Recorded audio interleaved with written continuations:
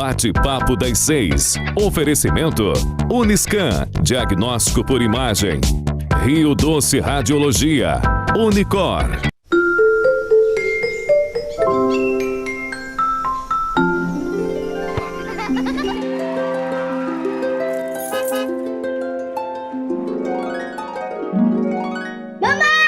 Imaginar o futuro de quem a gente ama é encarar o próximo passo como a decisão de viver todas as memórias ao lado de quem amamos.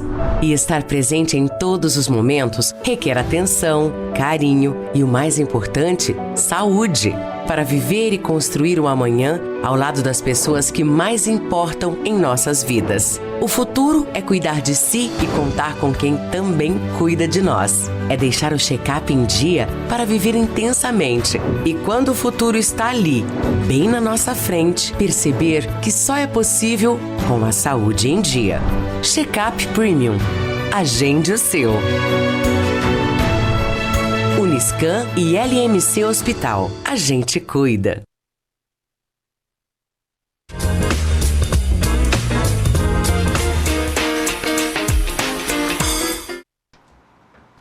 Olá, boa noite. Meu nome é Jamile, sou psicóloga clínica. Estamos aqui em mais uma Quarta da Saúde, o nosso bate-papo das 6. E o assunto hoje é muito encantador, eu particularmente gosto muito, que é o nosso saúde mental na infância. A infância é a base, né?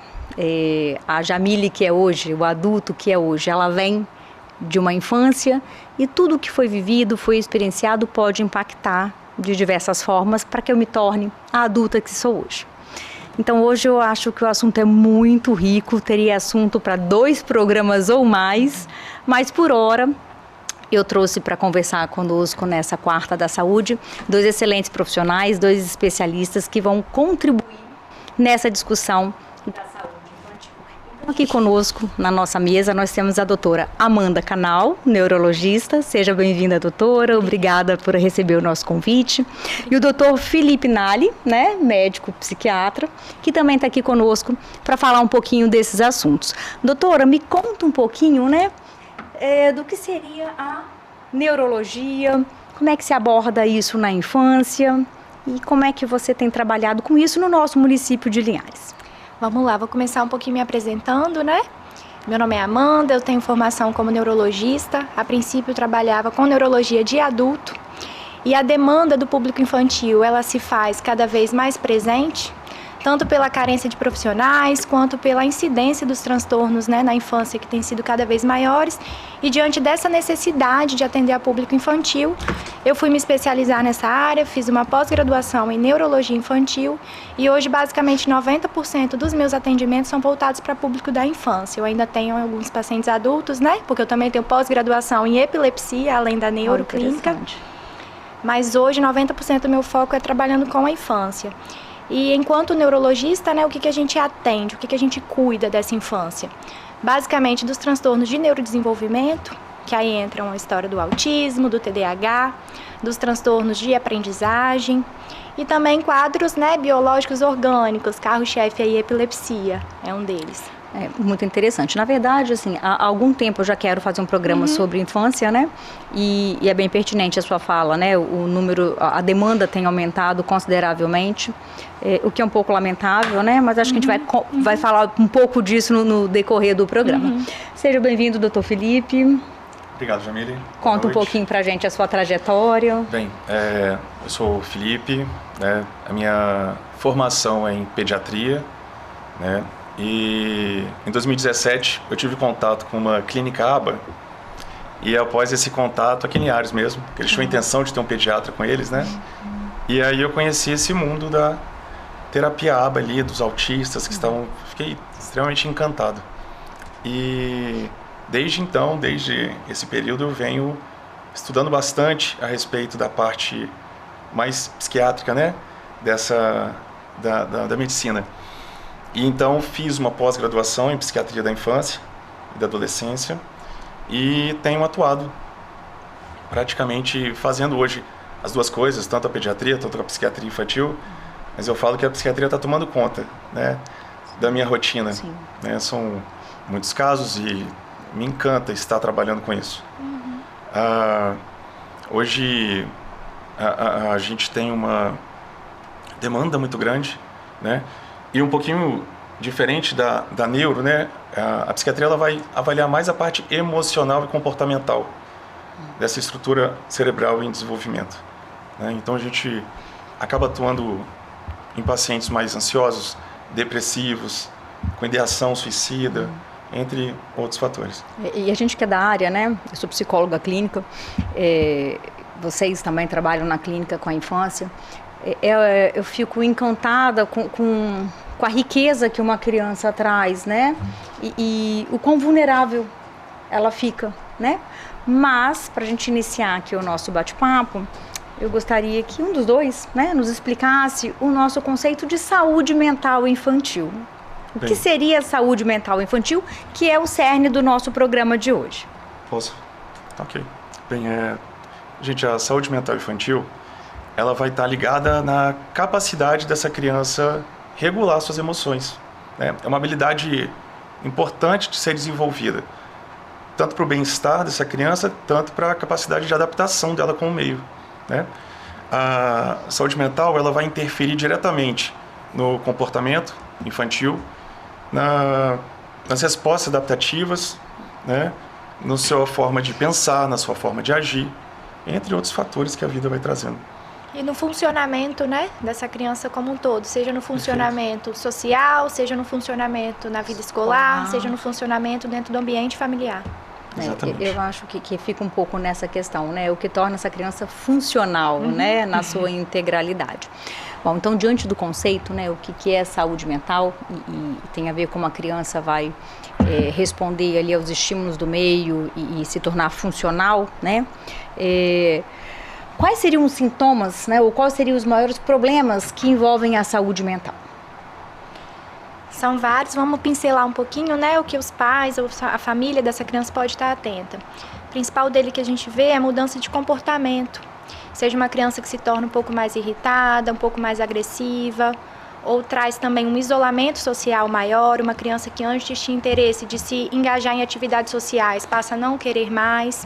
Sintomas também que a gente não pode esquecer são sintomas físicos, né, psicossomáticos. A criança passa a ter dores inexplicadas, dores de cabeça, dores de barriga, náusea, vontade de vomitar. Isso também acontece associado aos quadros de transtorno mental. Vem uma mudança do humor importante também, né? Então aquela criança, ela deixa, por exemplo, num quadro depressivo, deixa de achar graça nas coisas que gostava de fazer, não quer mais fazer para natação, não quer mais ir para a escola, né? Certas fobias que se desenvolvem também no quadro de ansiedade. E aí, muitas vezes, até uma criança que não quer ir para a escola de jeito nenhum, e quando ela é levada, ela entra em crise e é desesperador para aquela família, né? Essa criança realmente fica desregulada emocionalmente, né? Perfeito. Ela se perde ali numa questão de desespero. E aí a gente tem também alterações do sono, né? Que eu acho que é um assunto que talvez caberia até num programa, porque tem acometido adultos com muita frequência e, infelizmente, é o que não deveria acontecer, mas tem também refletido muito na infância, né? A gente tem tido muitas crianças com dificuldades para dormir e aí entraria uma série de coisas, inclusive o uso de telas, que a gente pode talvez abrir um espaço para falar sobre isso, mas que também está dentro dos sinais de necessidade, né? De cuidado especial em relação à sua saúde, né? Porque aí talvez os doutores podem falar até melhor do que eu a importância do sono para regular a vida, né? Para restabelecer tudo. Com certeza, né? A gente às vezes tem essa sensação de que o sono é um processo passivo, muito pelo contrário. O sono ele é um processo ativo cerebral. Ele é importante para a gente limpar memórias e acontecimentos ruins durante o dia. Ele é essencial para a gente gravar, memorizar, aprender. É importantíssimo para um aprendizado. Então, se uma criança está com esse sono desregulado, seja por quantidade de horas privadas ou pela desregulação do ciclo do sono, né? Isso tudo é afetado. Eu gostaria de falar um dia sobre o sono. Muitas vezes chega uma criança no consultório cheio de sintoma, totalmente desregulado, irritadíssimo, causando problemas na escola, em casa, E aí você faz uma avaliação, não tem um transtorno ali. Tem uma desregulação do sono, tem um excesso de tela. Aí Falta de rotina. Falta de rotina, A dificuldade perfeito. do foco atencional, porque é o que vai impactar diretamente, né? Dificuldade no foco atencional, vai esbarrar na dificuldade da aprendizagem.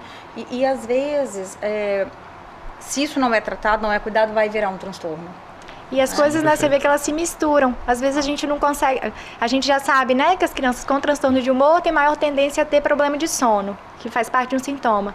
Mas se também ela tem um quadro de falta de rotina e por isso ela não dorme bem, também é uma criança que já tem fator de risco, né, para desenvolver um transtorno de humor. E aí as coisas se misturam, por isso que, né... E aí, doutora, vem na nossa próxima pergunta. Quais são os fatores de risco para problema de saúde mental em crianças? O histórico familiar, ele vem pesado, né? Nessa história aí. A rotina familiar, né? Eu gosto muito de começar a minha consulta querendo saber como foi a gestação. A minha primeira pergunta àquela família, depois de saber qual é a queixa principal, como é que foi sua gestação? Você estava bem? Foi querida? Foi programada? Porque como que ainda intraútero pode gerar fatores que podem desencadear fatores mais para frente, né? E muitas vezes essa criança, durante todo o desenvolvimento, está tudo bem, a família é cuidadosa, não tem contato com tela, mas passou a mãe por uma gestação difícil, quadro depressivo ou separação, e aí aquela parte emocional pesa para essa criança, isso é visível, né? Principalmente quando chega aos 4, 5 anos, abre um quadro geralmente de agressividade. Se você tocar um pouquinho ali, investigar um pouquinho mais, tem sempre alguma questão e as histórias se encontram, perfeito, né? De um caso com outro. Como que eu falo que a criança, acontece? Quanto menor, mais sensorial, né? Assim, obviamente, né? Piaget já fala disso com muita clareza. Mas a aquisição ali dos impactos emocionais são muito corpóreos, né? Ela é muito corporal na hora porque não tem conceitos, então não nomeia as emoções. Se ela não nomeia, não conceitualiza, não administra bem. Isso vai esbarrar lá na frente nessa interação, nessa... Sim. Então, aí a família tem 2 componentes, né, pelos fatores de risco. Um, o genético, perfeito, né? E o outro aqui, esse relacional mesmo, ambiental, né? O fator relacional. O ambiente familiar como um todo, né? No qual essa criança está inserida. Se é uma criança que está inserida num ambiente conflituoso, com muitas brigas, muitos traumas, ou história de abuso, né? Físico, abuso mental. Isso também a gente sabe que é fator de risco. O ambiente escolar também. Uma criança que tem dificuldade de ser inserida no ambiente escolar, ou uma criança que sofre bullying na escola, que isso é sério. Bullying não é brincadeira. Isso também, né? Tudo isso contribui para o desenvolvimento de transtornos mentais. Aí nós temos aqui uma coisa que aí é social, acho que é uma questão de saúde pública, né? Que é a questão socioeconômica também, né? Que vai impactar até ali na formação desse feto mesmo, desde falta de alimento, né? Até falta de uma estrutura, uma casa extremamente quente, enfim, né? Aí vem as próprias questões de dependência química dessa família, enfim, né? A questão socioeconômica, ela também tem um poder importante. Novamente, eu fico muito triste porque não era para acontecer, né? Mas a questão socioeconômica, ela tem um peso muito grande. E a gente que lida com isso, eu também trabalho pelo SUS, e a gente sabe as dificuldades que é cuidar aqui e que é cuidar lá, porque você, né, a família às vezes trabalha, sai 7 horas da manhã, chega às 7 horas da noite. Sim. E não consegue dar o suporte que essa criança precisa, então seria uma coisa macro até, né, de se falar, mas como a questão socioeconômica poderia ser muito minimizada, né, é uma coisa que, pensando na gestão pública, é algo que está controlável, talvez está mais fácil. É algo que pode ser controlado, né? A questão genética, a gente não tem muito controle, porque vem da nascença dessa criança. A questão familiar, a gente consegue ali manejos, né? Mas a questão socioeconômica, para mim, era o item que não deveria entrar. Porque não deveria existir esse déficit, essa dificuldade. Então, eu fico muito impactada com esse fator de risco. Vai além do cuidado com quem já tem o transtorno. É o pensar naquela criança que a gente pode proteger para não desenvolver o transtorno. Isso. Perfeito. É o entorno, né, que vem junto com isso. Então, para mim, é uma questão que me dói. Essa é a verdade. É algo muito controlável e, no entanto, isso cresce, talvez, em progressão geométrica. Né? Ao invés de ser controlado, isso vem tido uma crescente ali, né, sobre tudo isso. Então, é realmente lamentável. Mas continuando com as nossas perguntas, como posso ajudar o meu filho a manter uma boa saúde mental? Eu falo que assim, uma boa saúde mental, ela demanda de 5 pilares, certo? Então, a conexão dessa criança com o meio, a conversa, ter esse diálogo, o contato com as palavras, um ambiente familiar positivo, o brincar. Uau. E a comunidade. Se você tem um equilíbrio com esses 5 pilares, você tem uma boa saúde mental infantil. Você consegue prevenir doenças, você consegue reduzir que aquela criança não fique também tão grave, aquela criança que vai desenvolver de qualquer forma.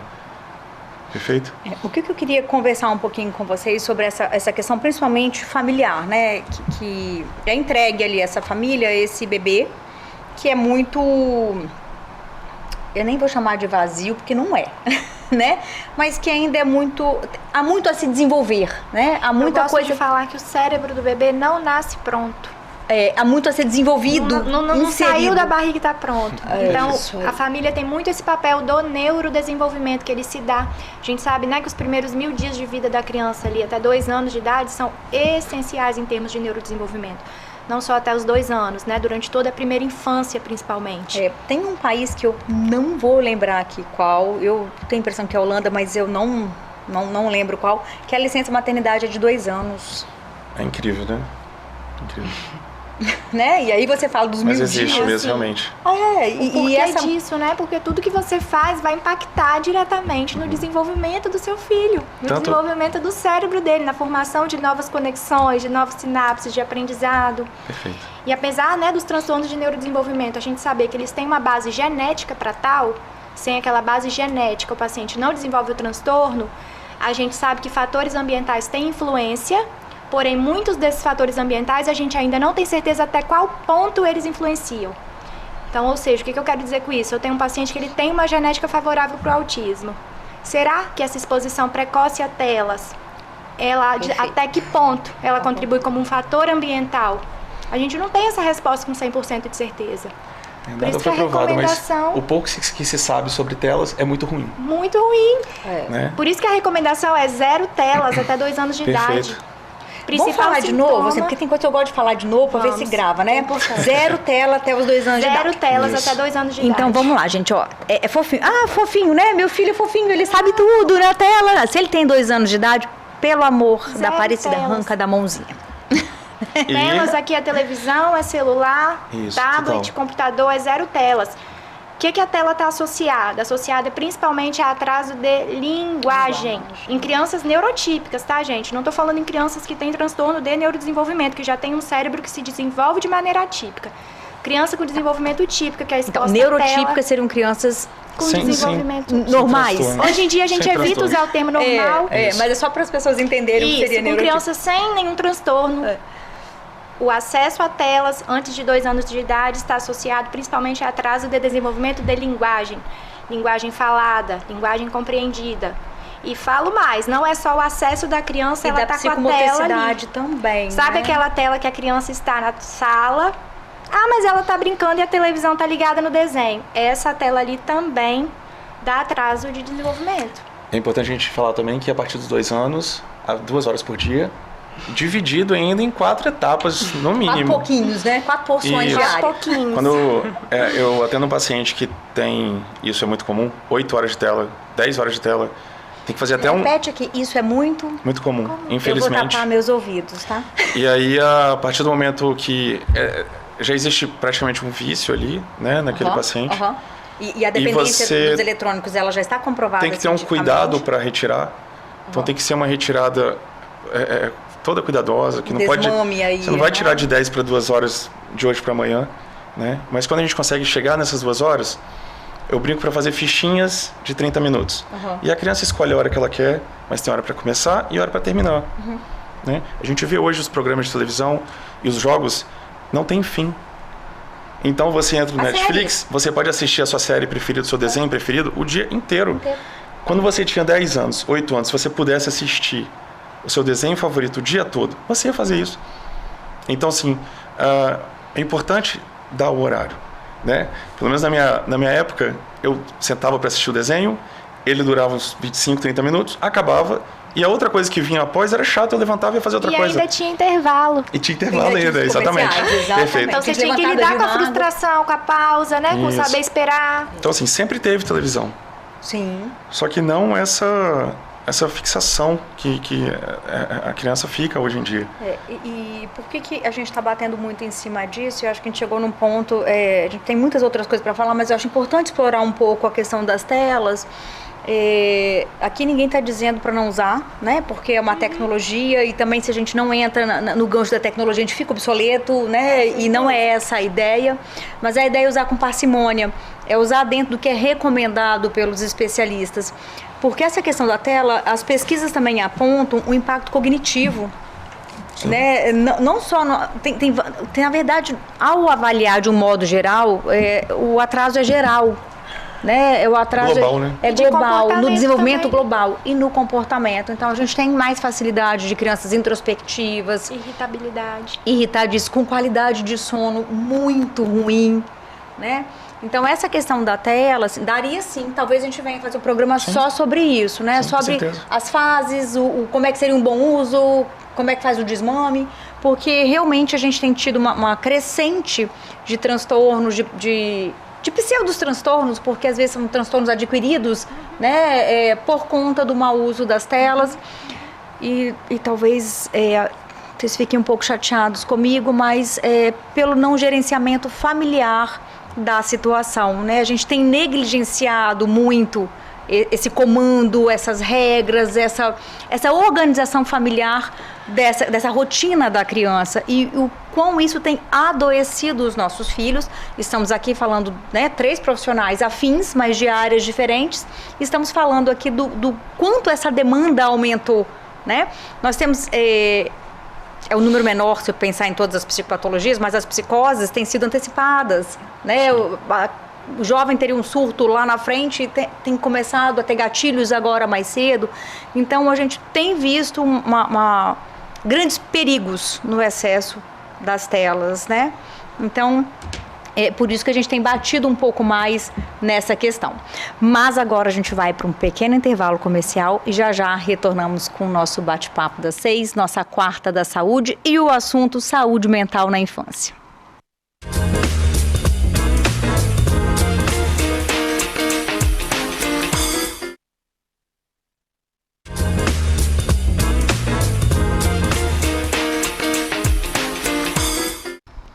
Olá, boa noite. Estamos de volta com a nossa quarta da saúde, com o nosso bate-papo das 6.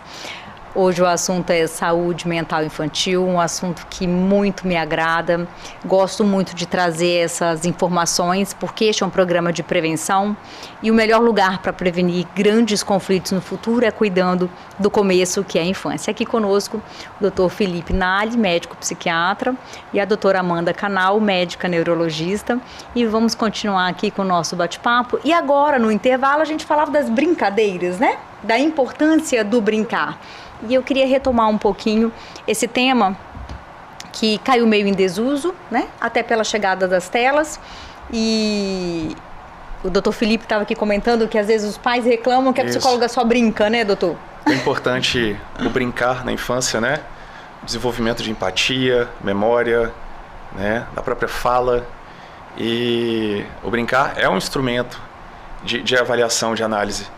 E muitas vezes... terapêutico também, né? A gente faz intervenções ao brincar, Exato, né? Perfeito. E o que eu comentei no intervalo foi que muitas vezes algumas famílias trazem na consulta que tirei da psicóloga porque eu só fazia brincar com meu filho. E aí tem que explicar todo o processamento, o que é aquele brincar, o porquê que é dessa forma. E por isso que eu até trouxe esse assunto para você também trazer da sua prática, né, da sua rotina. Eu queria mesmo falar do brincar, assim. E aqui eu vou abordar o brincar nas 2 vertentes, né? Da importância do brincar em consultório, né? A TCC, que é uma teoria de manejo das emoções, ela tem seus formulários, né? Ela tem seus modos padrões. Mas o brincar em consultório... Para clarear ali, para quem faz o uso da psicologia infantil, ela tem um objetivo, né? A gente não brinca por brincar. Então, quando a criança vem no consultório e a gente pensa em qual brinquedo usar, porque o brinquedo que é usado, ele também é pensado, né? Ele está dentro do desenho da sessão. Cada cliente que a gente tem, eu chamo de cliente, não de paciente, tá, gente? Cada cliente que a gente tem, a gente estuda o que vai fazer com aquela criança, né? Então, quando a gente escolhe um jogo, ele tem um objetivo.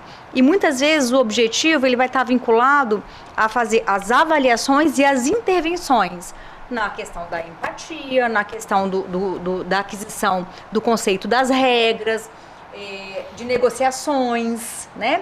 Às vezes, ele, dependendo do que a gente usa, é para trabalhar a própria conversação, a própria linguística dessa criança que já está empobrecida, a expressar as emoções, sei lá, poderia falar zilhões de coisas, trabalhar a psicomotricidade, dependendo do jogo que a gente usa. Avaliar a rigidez de comportamento. Rigidez de comportamento. Avaliar o brincar não funcional.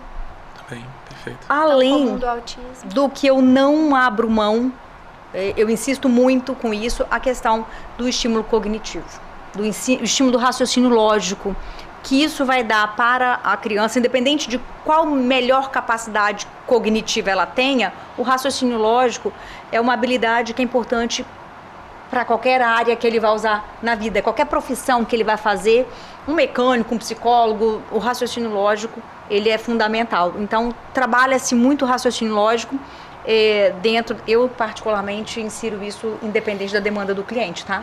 Eu dou um jeitinho de trabalhar o raciocínio lógico, porque eu acho que é fundamento, disso, né? Eu acho que é importante complementar o quanto você falou aí nas sessões da sua vivência. O brincar, ele é importante, mas o quanto também o brincar, a criança aprende brincando. Então, pai, mãe, tira um tempinho do seu dia, 10 minutos, 15. Você e essa era outra vertente que eu ia falar, né? O brincar em casa. Brinque em casa com seu filho. Senta para brincar, escolhe um brinquedo. Eu vou dar um depoimento aqui. Eu tenho 3 crianças. Mentira que não são crianças, mas para mim são. Eu brincava assim, às vezes eu chegava em casa e eles gostavam de tela já existia computador naquela época. Parece que é longe, mas é porque tudo evolui muito, né? E aí eu botava de castigo para brincar no quintal. São todos 3, né, gente? Todos de castigo brincar no quintal. Eles iam batendo perna. E daqui a pouco era lindo de ver. Como eles estavam brincando de espaçonave, eles tinham guerra interestelar, e aí demorava a entrar para dentro de casa, porque estavam envolvidos nas brincadeiras. Eu tô falando de final de semana, né, ou num dia que não tinha as tarefas rotineiras. E hoje, né, meus filhos têm 17, 19 e 24, eles comentam disso com muita graça. Vocês lembram quando a gente inventava isso? Quando botava a gente de castigo? Então, assim, criem estratégias. Não coloquem de castigo, tá, gente? Não repitam esta parte. Mas criem estratégias para que os seus filhos possam usar o espaço de quintal que vocês tenham, o espaço do apartamento que vocês tenham, né? Criem espaços onde eles possam brincar livremente. Uma questão que a gente tem hoje, não sei se vocês vão concordar, mas eu acredito que sim. As crianças têm muitas atividades direcionadas. Né? Sou super a favor das colônias de férias, tá? Mas até as colônias de férias, as atividades são direcionadas, né? As crianças não pensam no que brincar, elas não pensam no construir. É alguém que traz o brincar para elas. Então, esse espaço do ócio criativo, né? Que é importantíssimo até para o adulto, mas na criança ele vem em forma do brincar, né? Ele vem em forma do brincar. Ter este espaço do brincar sem ninguém direcionando, e não é orientando ou vigiando. A criança precisa de gente vigiando, tá? Mas a criança ter essa liberdade de construir a brincadeira, de discutir as regras entre eles ali, de um jeito muito deles, isso sumiu. Não se permite mais deixar a criança entediada, né? Não se permite mais o tédio. Ai, não tem nada para fazer, não tem o que fazer, vai procurar. É no tédio que, né, o cérebro procura, a criatividade se explora dessa maneira. Isso não tem se permitido mais. Isso, aí a gente fica muito engessado na criatividade. E, de novo, vai impactar lá no raciocínio lógico. Que o raciocínio lógico, ele requer essas habilidades de construção, de treinos mentais, né? De treinos, de conexões sinápticas aí. As habilidades sociais são desenvolvidas de uma forma incrível no brincar, nas regrinhas criadas ali entre eles, né? E aí, quem no imitar, faz o quê? No perder, no ganhar, no minha vez, na sua, na espera. E aí, né? O brincar é muito importante. No perder a vez, na espera, na frustração. A gente treina uma coisa que a família também treina, mas o brincar, ele contribui muito para uma coisa chamada resiliência. Que é o que vai me ajudar quando tudo der errado na minha vida, né? E na vida tem hora que coisa dá errado, né? E se eu não tenho essa resiliência ali treinada, lapidada, é onde eu deprimo, é onde eu... pode ter gatilho para as ansiedades, até... Onde você abre espaço para o desenvolvimento dos transtornos.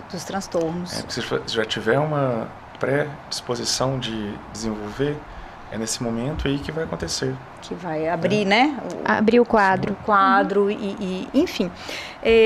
Então eu quero fazer uma apologia ao brincar, hashtag vamos brincar.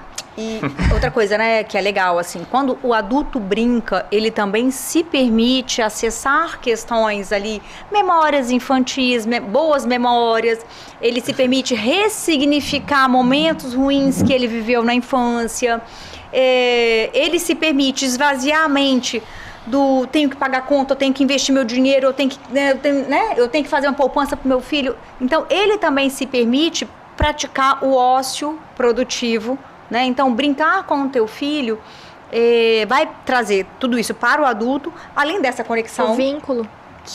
É isso que o Dr. Felipe trouxe lá atrás. Essa conexão familiar é uma membrana de proteção para as doenças mentais. É uma prevenção e isso amplifica, isso sedimenta o vínculo afetivo, que seria outro espaço de programa, falar sobre os afetos e os vínculos, né? Na nossa prática clínica, né, nós temos tapete com muitos brinquedos, a Amanda também faz isso da mesma forma, e hoje, num atendimento pediátrico, né, não foi de psiquiatria infantil, foi numa puericultura, eu me deparei com 2 pais, né, uma família que, ao chegar no consultório, os 2, o pai e a mãe, sentaram no tapetinho e ficaram a todo momento brincando com a criança. E isso foi incrível, porque eu queria que essa cena fosse mais comum.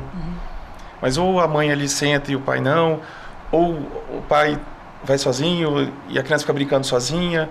Então, assim, a gente tem que ressignificar mesmo isso, né? Trazer isso de volta, esse reiterar sentimento. A importância do brincar. Perfeito. Puxando um gancho aí do que você falou, não é raro ter paciente que ao final a minha conduta é pedir aos pais que sente para brincar com o filho. Porque às vezes a gente pergunta, ele sabe, criança de 2 anos, sabe responder a idade? Ele sabe falar o seu nome? Quantos anos que ele tem? Não sei se ele sabe, doutor, eu nunca perguntei. Dói essa resposta, né? É doído, entendeu? Então, assim, conduta, sentar para brincar com o seu filho. E aí a gente orienta, né? O que aquela criança naquela idade já deveria estar fazendo e como agir um pouco diante daqueles atrasos. Porque a criança precisa de ser estimulada. Porque aquele cérebro ainda está se desenvolvendo. E quando a gente não estimula, né, essa criança que tem esse cérebro, tem muita coisa para ser formatada nessa cabecinha, né? E quando isso não acontece, a gente torna essa criança incapaz. Né? E o ser humano, ele é tão plástico, ele é tão tanta coisa, né? E tornar uma criança incapaz é muito triste. A gente limita, né? Limita, isso aí. Limita a sua potencialidade, não deixa a criança desenvolver seu pleno potencial. E uma coisa que eu gostaria de falar, que eu acho que nem estava aqui no meu roteiro, é sobre a questão da modelagem, né? Como os pais são modelos para esses filhos. Então, pais que usam muito esse trocinho aqui, o celular, né? Então ali, deixa a criança brincando e ficam muito no celular. Qual a mensagem que ele vai passando para essa criança, né? Que o telefone é mais importante do que o filho que está ali do lado. Porque a criança aprende por imitação. Isso aí. E replica o exemplo tudo que é mais importante do que, né? O exemplo é o que arrasta. É o que arrasta. E tem exemplo bom e exemplo ruim. Mas o exemplo, né? Postura é o que define. Então, os seus filhos vão entender a sua postura.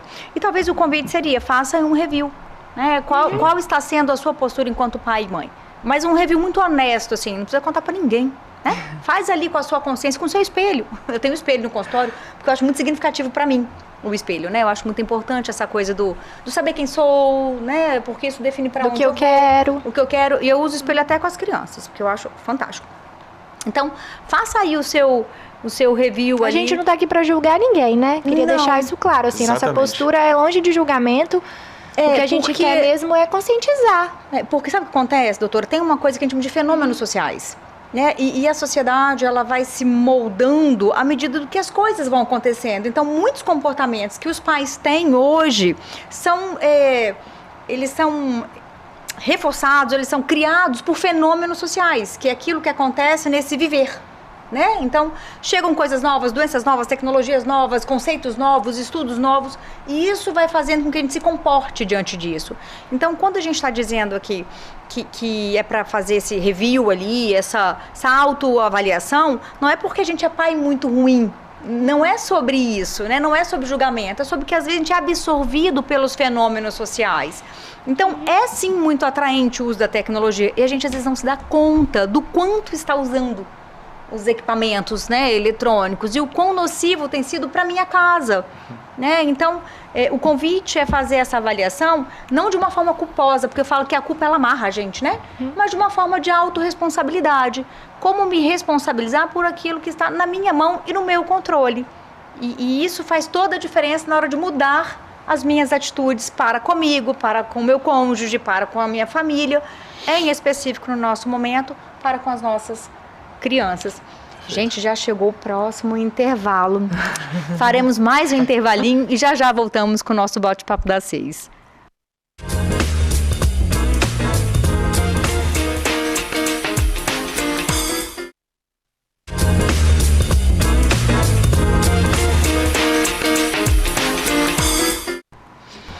Olá, voltamos com o nosso bate-papo das 6, a nossa quarta da saúde, um assunto muito rico.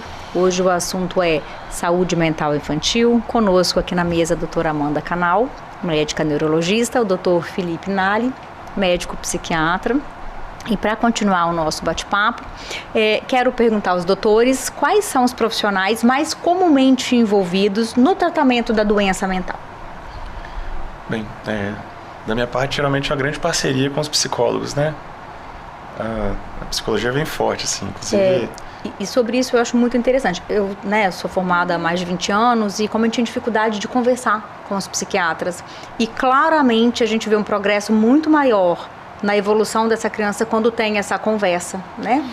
A gente que é da área sabe que tem diagnósticos que são limítrofes, né? Além dos comórbides, né? Tem ali uma questão que é bem limítrofe e tem as comorbidades. Então, quando a gente conversa, a gente consegue ser mais assertivo. Acredito que tanto na medicação, quanto no manejo dos treinos comportamentais. Ficou muito enriquecedor, assim, falando enquanto psicólogo, que pegou uma geração que não conversava com a psiquiatria, e agora essa geração que conversa. Distanciamento, né? Que não faz sentido nenhum. E é enriquecedor muito. E isso do limítrofe, isso que você está falando, puxando um gancho, é algo essencial no sentido de que todos os diagnósticos dos transtornos mentais e até mesmo dos transtornos de neurodesenvolvimento, eles são diagnósticos clínicos. O que é isso? Não existe um exame complementar no qual eu vou colocar essa criança numa máquina, numa ressonância, num exame de eletroencefalo, num mapeamento cerebral, que vai falar o que essa criança tem. O diagnóstico é com base no Manual Estatístico dos Transtornos Mentais, do DSM-5, que é onde a gente se baseia para o diagnóstico, e é basicamente clínico, se a criança preenche ou não aqueles critérios, se a gente excluiu outras causas. Então isso eu gosto também de deixar claro para as famílias, porque às vezes tem uma expectativa de que ele vai chegar ali numa consulta, eu vou pedir um exame e a gente vai saber o que o menino tem. E muitas vezes isso é um processo no qual a opinião, o julgamento clínico do terapeuta que está acompanhando aquela criança, às vezes muito mais de perto do que a gente, profissional médico, é muito importante e eu levo muito em consideração. Então eu também sou uma profissional que gosto muito de trabalhar conversando com quem está ali junto com a criança. Então eu costumo pedir relatório, quando eu preciso falar, me mandar mensagem também ajuda demais. E isso é algo também que eu acho importante a gente comentar. Embora, né, doutora, a gente sabe que tem estudos que apontam, às vezes tem a ver com as aminas, não sei das quantas, com o neurotransmissor. A gente sabe que, assim, tem estudos... Na base biológica. Que vai verificando a base biológica, mas a gente não tem exames que vão pegar... E é importante pegar o olhar além da consulta, além da fala do pai, da mãe ou da tia, ou de quem está ali naquele momento. Pegar o olhar da psicopedagoga da escola, né? Da professora, da psicóloga que acompanha, muitas vezes já está fazendo acompanhamento, a própria psicóloga que solicitou que chegue, né, até nós. E eu até falo assim que a gente chega com o paciente, a gente faz a avaliação, levanta as hipóteses e solicita inúmeros exames. né, são solicitados exames. Por quê? Se algum desses exames vier alterado, provavelmente esse paciente não é meu. Então, se vem uma deficiência de vitamina, então... Tireoide, né? É uma alteração hormonal, sim. Né, que justifica aquele comportamento, eu vou estar encaminhando esse paciente para um outro profissional, para endócrino. Porque é uma questão orgânica, né? Neurologia que vai estar acompanhando muitos transtornos, que são até diagnosticados através de exames, né? Podem ser, né? A gente sabe que os transtornos mentais, eles têm essa base de não ter algo biológico palpável em exames que a gente tem disponível hoje em dia, mas a gente também sabe, né, que certos tipos de lesões cerebrais mesmo, uma paciente, por exemplo, que teve uma lesão por anóxia, faltou oxigênio na hora que nasceu do parto, e dependendo de onde a lesão cerebral ali, isso também propicia crises de epilepsia, isso, né? ter epilepsia, ter sintomas neuropsiquiátricos comportamentais, né? E aí isso tem uma base biológica, então isso costuma ficar mais com a gente, neurologista. Apesar de que, quando o quadro é muito complexo, a gente precisa, às vezes, de pedir ajuda para os colegas psiquiatras. Então, nós temos aí o psiquiatra, né, infantil, o neuropediatra, o psicólogo, o psicopedagogo, né, que é um auxiliar, assim, até para nós da psicologia, fantástico. Fonoaudiologia. TO, no caso principalmente do autista, né? Então a gente tem uma equipe multidisciplinar, né? Às vezes até um reforço escolar mesmo, né? Se você pega aí um TDAH, um reforço escolar, às vezes é importante, uma dislexia, com né? dificuldade, que é diferente de transtorno, de aprendizagem. Exatamente. A dificuldade ela é secundária a outro quadro primário, né? O transtorno em si. Mas a grande maioria dos transtornos são tratados e acompanhados com uma equipe multiprofissional.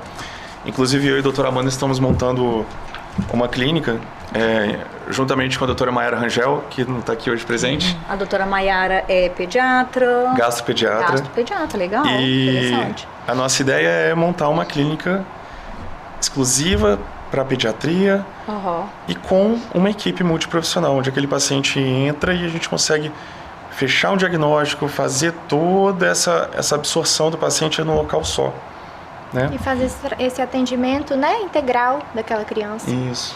E isso é muito interessante, porque às vezes os pais vão aqui, vão lá, né? E aí, quando tem essa conversa, eu acho que isso facilita muito até para o pai, né? Então, acho que vale muito a pena e o município agradece.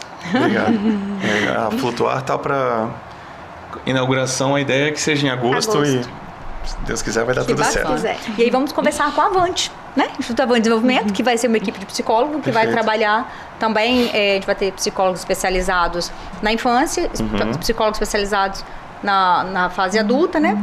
E eu gosto muito de trabalhar com psicopatologia, eu vou ficar mesmo no fechamento dos diagnósticos e fazendo os encaminhamentos para as colegas fazerem a manutenção do tratamento, o manejo, né?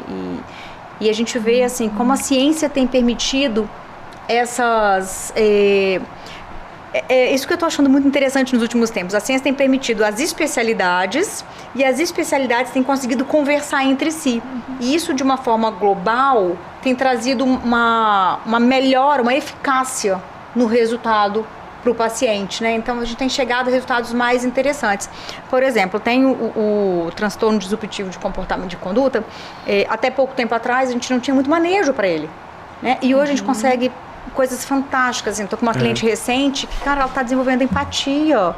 E é fantástico, sabe? Porque era aquela criança que meu mundo sou eu, e não é no jeito do autismo, assim, dá licença que eu estou passando, né? E todo mundo me serve. Então você vê assim, e realmente tinha a ver com um transtorno, não era só uma má criação, né? Tinha a ver com um transtorno. E o avanço dessa criança me deixa muito feliz, assim. Então a gente pode acreditar que a gente pode propor à sociedade um tratamento muito legal quando descoberto na infância, né? A gente pode ter ali uma série de sociopatas diminuídos, né? Quando você pensa numa vida adulta ou de outros transtornos mais graves que vão impactar na saúde social, né? E uma visão, assim, que eu tenho, né? A minha formação básica, a princípio, foi de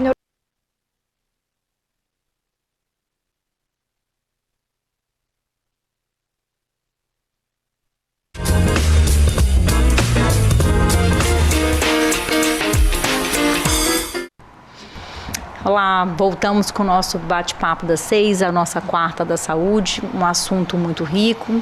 Hoje o assunto é saúde mental infantil. Conosco aqui na mesa a doutora Amanda Canal, médica neurologista, o doutor Felipe Nali, médico psiquiatra.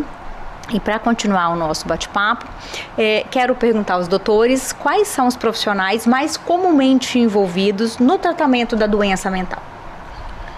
Bem, da minha parte, geralmente é uma grande parceria com os psicólogos, né? A psicologia vem forte, assim, inclusive... E sobre isso eu acho muito interessante. Eu sou formada há mais de 20 anos e como eu tinha dificuldade de conversar com os psiquiatras. E claramente a gente vê um progresso muito maior na evolução dessa criança quando tem essa conversa, né? A gente que é da área sabe que tem diagnósticos que são limítrofes, né? Além dos comórbides, né? Tem ali uma questão que é bem limítrofe e tem as comorbidades. Então, quando a gente conversa, a gente consegue ser mais assertivo. Acredito que tanto na medicação, quanto no manejo dos treinos comportamentais.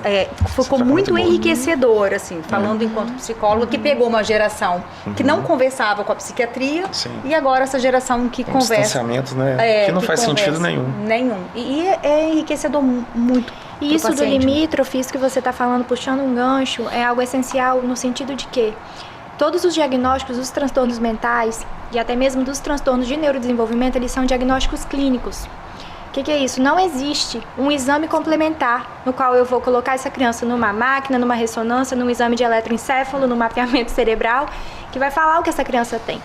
O diagnóstico é com base no Manual Estatístico dos Transtornos Mentais, do DSM-5, que é onde a gente se baseia para o diagnóstico, e é basicamente clínico, se a criança preenche ou não aqueles critérios, se a gente excluiu outras causas. Então isso eu gosto também de deixar claro para as famílias, porque às vezes tem uma expectativa de que ele vai chegar ali numa consulta, eu vou pedir um exame e a gente vai saber o que o menino tem.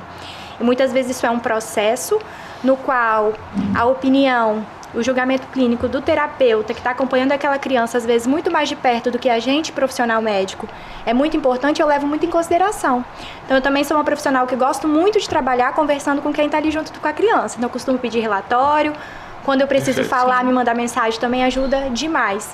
E isso é algo também que eu acho importante a gente comentar. Embora, doutora, a gente sabe que tem estudos que apontam, às vezes tem a ver com as aminas, não sei das quantas, com o neurotransmissor. A gente sabe que, tem estudos... Na base biológica. Que vai verificando a base biológica, mas a gente não tem exames que vão pegar... E é importante pegar o olhar além da consulta, além da fala do pai, da mãe ou da tia, ou de quem está ali naquele momento. Sobre o cuidado com esse filho, como fazer os manejos, em diversas faixas etárias, em diversos momentos.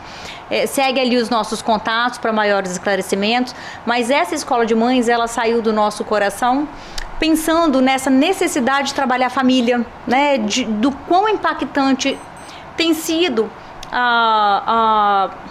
o manejo familiar na prevenção da saúde mental. E diante de tudo que a gente falou, a prevenção, começando na infância, ela é mais fácil, ela evita grandes problemas no futuro, grandes transtornos no futuro. Então tá aí a nossa escola de mães. Quem tiver interesse é só entrar ou no meu Insta ou num desses telefones de contato que estão aí. É um projeto pensado de acordo com essa demanda que a gente trouxe aqui hoje, e eu tenho certeza que fará uma grande diferença na vida de todos. Um grande abraço a todos, muito obrigada e até um próximo momento.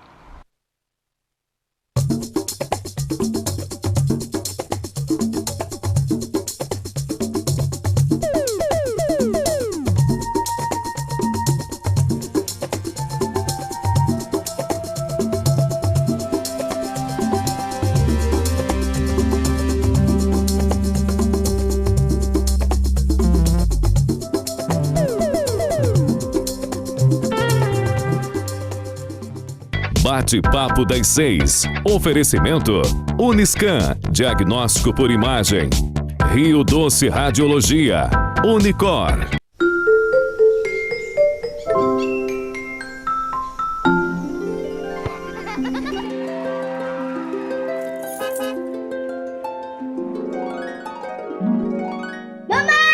Imaginar o futuro de quem a gente ama é encarar o próximo passo como a decisão de viver todas as memórias ao lado de quem amamos. E estar presente em todos os momentos requer atenção, carinho e, o mais importante, saúde. para viver e construir o amanhã ao lado das pessoas que mais importam em nossas vidas. O futuro é cuidar de si e contar com quem também cuida de nós. É deixar o check-up em dia para viver intensamente. E quando o futuro está ali, bem na nossa frente, perceber que só é possível com a saúde em dia. Check-up Premium. Agende o seu.